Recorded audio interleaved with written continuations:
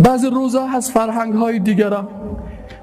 های دیگر هست، روز زن، روز مادر، روز طفل، روز فلانی. چند روز پیش در یکی از رادیوها مرا تقاضا کرده بودن، یک خانم بود از حقوق زن و از حقوق بشر دفاع میکرد به نام انارکلی هنریار چطورکایی، بسیار روز زن توصیف میکرد. من گفتم امی هم از سادگی و عاجزی و بیچارگی زن است که مردا بازی دادشان 364 روز مرگ گرفتن، یک روز زن ساختن.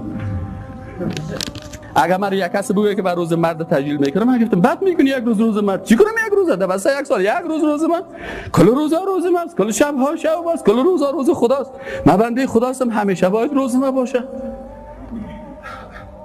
چرا روز زن مثلا در غرب است؟ چرا روز مادر در غرب است؟ چرا روز پدر در غرب است؟ چرا روز طفل در غرب است؟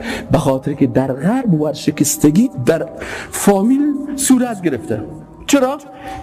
بچه جوان رو وقتی که جوان شد یا از خانه خودش میره یا پدر خود در بین موتر میشن راستن میبرش در کمپیرخانه. پدر جان تو پیر شدی برو در کمپیرخانه اونجا زندگی کن. مادر جان تو کمپیر شدی به درد ما نمیخوری برو در کمپیرخانه. وقتی که مادر و پدر در کمپیرخانه روان کرد این بیچاره خود غم است به خاطر که میگه دلش نکفه. یک روز به نام روز مادر ساختن که باز اونجا یک دستگل پیشش ببره.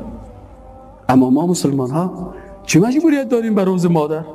چون همیشه مادر ما در پالوی ماست. 24 ساعت مادر خود احترام میکنیم. اگر مادر و پدر ما احترام میکنیم، خدای عزوجل گفته ولا تقل لهما اف، در مقابل مادر و پدرت اف نگو، احترامش بکو. واخفض لهما جناح الذل، بالهای ذل. یک عالم میگه مرغا که جنگ میکنه یک دو تا خروسا وقتی که بسیار مانده شد باز بالای خودم کشال میکنه، یعنی من تسلیم هستم دیگه. میگه تو در مقابل مادر و پدر مثل اینه میواره، اما تو بالای همیشه بگو مادر جان هر چی که گفتی به سر چشه.